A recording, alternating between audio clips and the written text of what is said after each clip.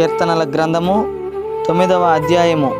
ప్రధాన గాయకునికి ముత్తలబ్బేను అను రాగం మీద పాడదగినది. దావీదు కీర్తన. నా పూర్ణ హృదయముతో నేను యెహోవాను స్తుతించెదను. యెహోవా, నీ అద్భుత కార్యములన్నిటినీ నేను వివరించెదను. మహోన్నతుడా, నేను నిన్ను గూర్చి సంతోషించి హర్షించుచున్నాను.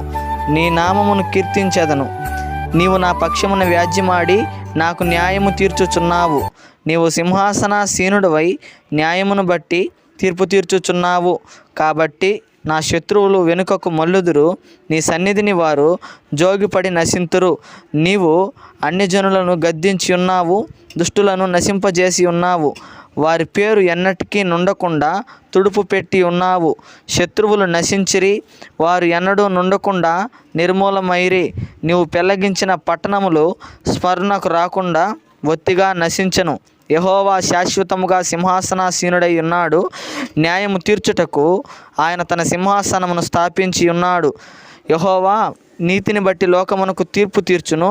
యథార్థతను బట్టి ప్రజలకు న్యాయము తీర్చును. నలిగిన వారికి తాను మహాదుర్గమగును. ఆపత్కాలములలో వారికి మహాదుర్గమగును. యెహోవా, నిన్ను ఆశ్రయించు వారిని నీవు విడిచిపెట్టువాడవు కావున నీ నామం ఎరిగిన వారు నిన్ను నమ్ముకుందురు.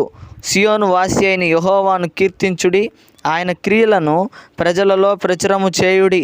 ఆయన రక్తాపరాధమును గూర్చి విచారణ చేయనప్పుడు బాధపరచబడు వారిని జ్ఞాపకం చేసుకొనును. వారి మొర్రను ఆయన మరువడు. నేను నీ కీర్తి అంతటిని ప్రసిద్ధి చేయుచు సియోను కుమార్తె గుమ్మములలో నీ రక్షణను బట్టి హర్షించున్నట్లు యెహోవా, నన్ను కరుణించుము. మరణద్వారమున ప్రవేశించకుండా నన్ను ఉద్ధరించువాడా, నన్ను ద్వేషించువారు నాకు కలుగుజేయ బాధను చూడుము. తాము త్రవ్విన గుంటలో జనములు మునిగిపోయిరి, తాము ఒడ్డిన వలలో వారి కాలు చిక్కబడి ఉన్నది. యెహోవా ప్రత్యక్షమాయను, ఆయన తీర్పు తీర్చి ఉన్నాడు. దుష్టులు తాము చేసుకొనిన దానిలో చిక్కి ఉన్నారు. దుష్టులను దేవుని మరచు జనులందరూ పాతాళమునకు దిగిపోవుదురు. దరిద్రులు నిత్యము మరువబడరు. బాధపరచబడు వారి నిరీక్షణ ఆస్పదం ఎన్నటికీ నశించదు.